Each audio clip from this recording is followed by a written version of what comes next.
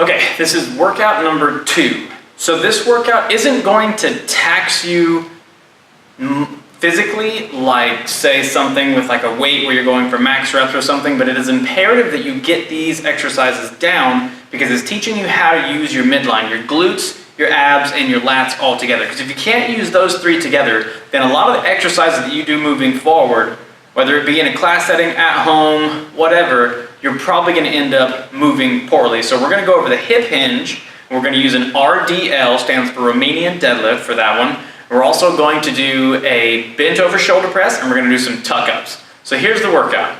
It's 21, 15, 9, RDLs, bent over shoulder press, tuck ups. So what that means is you're going to do 21 reps of each exercise, followed by 15 reps of each exercise, and then 9 reps of each exercise. So typically when you're doing this format, you want to go as fast as you can, but what we're going to do is we're going to slow it down and make sure you focus on your quality of movement rather than trying to burn through it just for the sake of getting something in real quick, right? You have to learn how to control your body before you can start adding intensity to any exercise or to any workout. So let's go and start off with an RDL. I'm going to show you from a couple different angles. First one is this one angle right here. I want my feet to be under my hips, not my shoulder, okay? Hips, not my shoulder. So what we're going to do is I'm going to show you from this angle first. Grab that bar. This is just a rod from one of our squeegees around here. You can use a broom handle. You can use anything that's going to be nice and firm. So grab that bar. I want you to turn your knuckles over like a gorilla, like this. Pull your shoulder blades up, back, and down. And I want you to suck your belly button in and grab the ground with your feet. Okay? So here's our startup position. Now here, if you're squeezing your glutes, you're thinking, how am I supposed to move my hips if my glutes are tight? So when I tell people to do a hip hinge, here's typically what they do. All right? I'm actually not moving my hips at all. This is all in my lower back. I know this because A, I feel it in my lower back. B, I'm on my toes.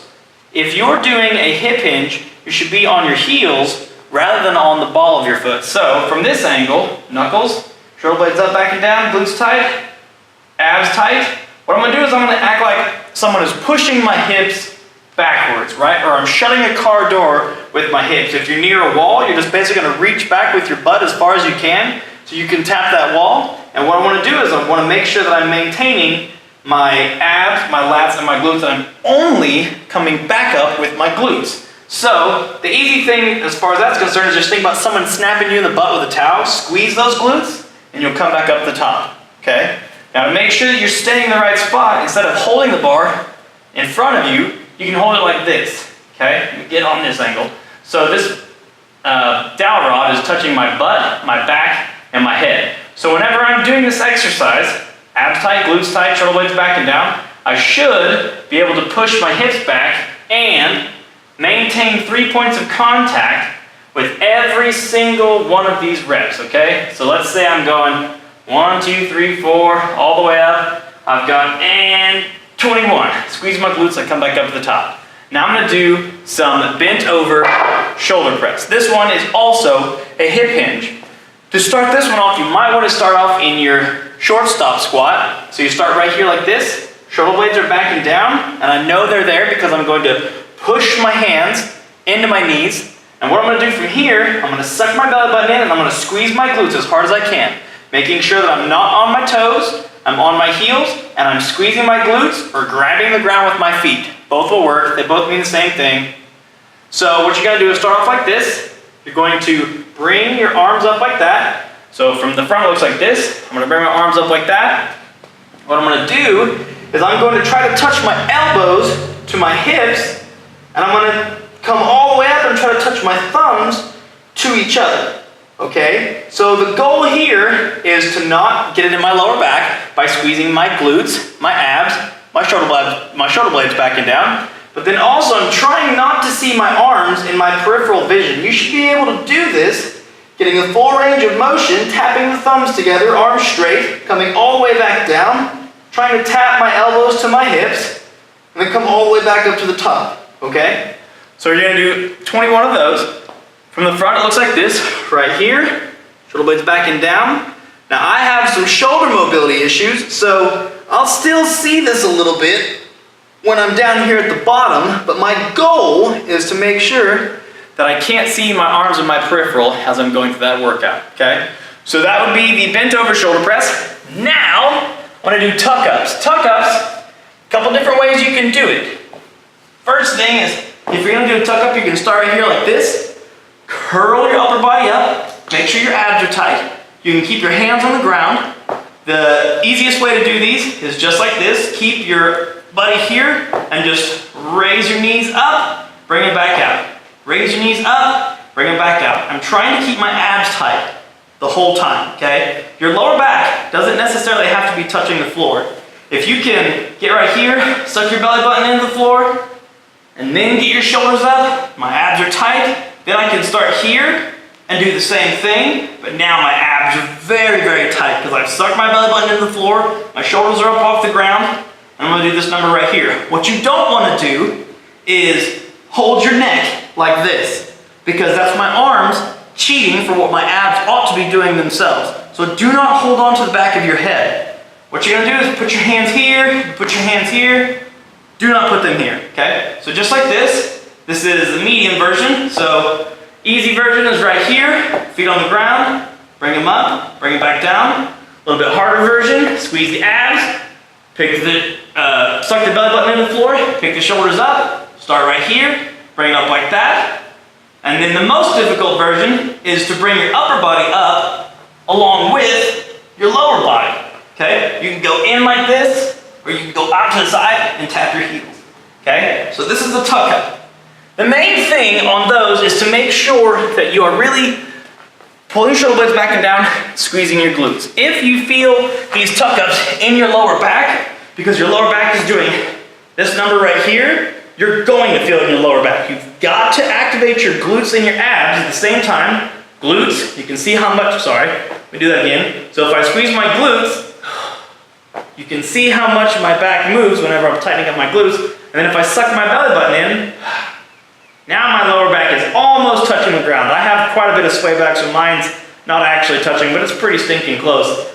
And then to really make sure I get everything fired up, abs up like that, okay? Now, to make sure that I am keeping everything tight, you just do whatever version you can. Now, if you cannot do any of these without getting into your lower back, next best thing, abs tight, glutes tight, start up here like this, and just hold this position.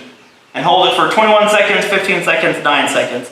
This is if you cannot get it out of your lower back, okay? But if you can do this, like this, option 1, heels on the ground, that's great. Option 2, everything nice and tight, bring it up, that's option 2. And then option 3 is bring the upper body up along with it, okay?